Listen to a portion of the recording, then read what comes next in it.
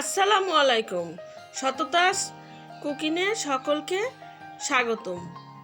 আজকে আপনাদের জন্য নিয়ে আসলাম নিজের হাতে বানানো স্পাইসি টমেটো সস। প্রথমে এরকম পাকা দেখে টমেটো নিয়েছি, তারপরে ধুয়ে পরিষ্কার করে কেটে এভাবে নিয়েছি। একটি প্রেসার কুকারে টমেটোগুলো নিয়ে নিয়েছি। তারপরে 8-10টি শুকনো মরিচ, 2টো তেজপাতা, 2টো দারচিনি, 3টে এলাচ, 4টি লবঙ্গ, 2 ইঞ্চি আদা কুচি, 5 কোয়া রসুন, 2টো পেঁয়াজ দিয়ে সামান্য একটু পানি দিয়ে চুলার আঁচ মিডিয়াম রেখে 3টি সিটি দিয়ে নেব।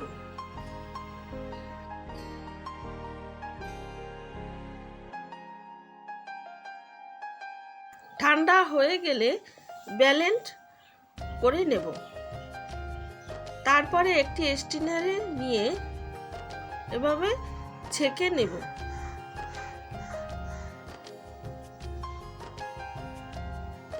দেখুন কতটা লামস বা যে বিচি বের হয়েছে, এগুলো ফেলে দেব। তারপরে আমি আবার আরো স্মুথ করার জন্য আরো একবার স্ট্রেনারে নিয়ে চেলে নেব।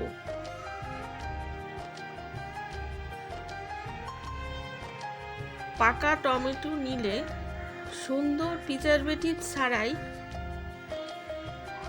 কালারটা কত সুন্দর আসে দেখুন।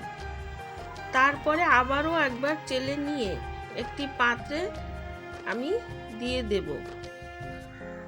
মিডিয়াম আঁচে চুলা রেখে জাল করতে থাকব। তারপরে 1 চামচ গোলমরিচ,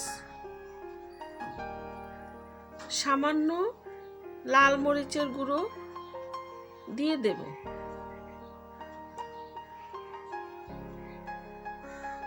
স্বাদের জন্য সাদা লবণ খানিকটা আর বিট লবণ দিয়ে লবণের ব্যালেন্সটা করে নেব।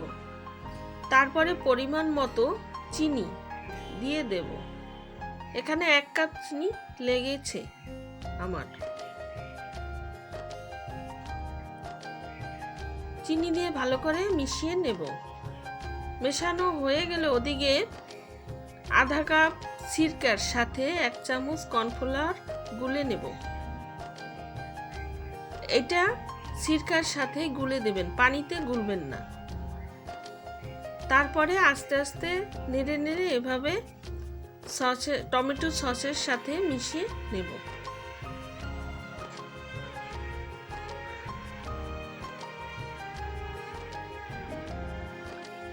মেশানো হয়ে গেলে কিছুক্ষণ জাল করে একটি লেবু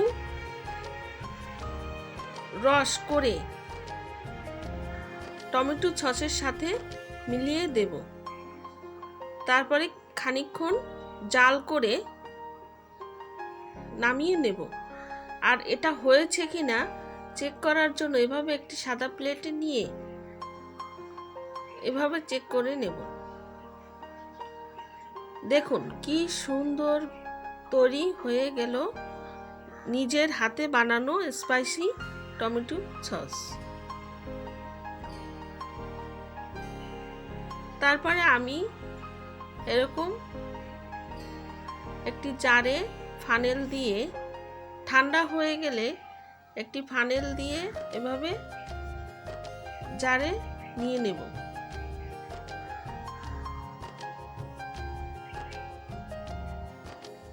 তৈরি হয়ে গেল নিজের হাতে বানানো স্পাইসি টমেটো সস।